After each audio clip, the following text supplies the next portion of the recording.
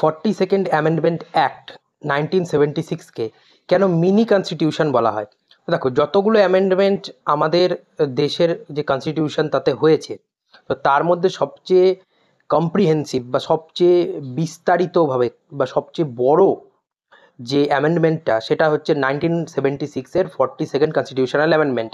এর মাধ্যমে অনেক ইম্পর্টেন্ট অ্যামেন্ডমেন্টস করা হয়েছিল আমাদের কনস্টিটিউশনে, যাদের মধ্যে রয়েছে প্রিয়াম্বেলে সেকিউলার, সোশ্যালিস্ট এবং ইন্টিগ্রিটি, এই তিনটে ওয়ার্ড যুক্ত করা।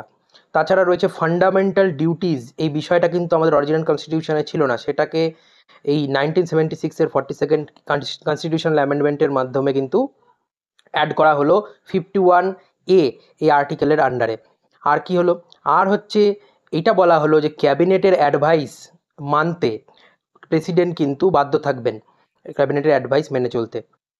আর কি, এছাড়া লোকসভার যে লোকসভার টেনিওরকে এবং তাছাড়া যে রাজ্যের যে বিধানসভা, তাদের যে টেনিওর বা সময়কাল, সেটাকে 5 বছর থেকে বাড়িয়ে 6 বছর করা হলো, যদিও সেটা পরবর্তীতে আবার 5 বছর করা হয়েছিল।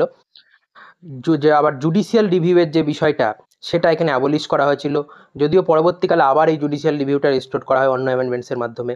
আর কি, আর হচ্ছে যে 3টে নতুন ডাইরেক্টিভ প্রিন্সিপালস অ্যাড করা হয় এর মাধ্যমে। এছাড়াও অন্যান্য অনেক ইম্পর্টেন্ট অ্যামেন্ডমেন্টস এর মাধ্যমে করা হয়েছিল, অর্থাৎ একটা বিস্তারিত এবং বড় অ্যামেন্ডমেন্ট হচ্ছে এই 42nd কনস্টিটিউশনাল অ্যামেন্ডমেন্ট, তাই এটাকে কিন্তু মিনি কনস্টিটিউশন বলা হয়ে থাকে।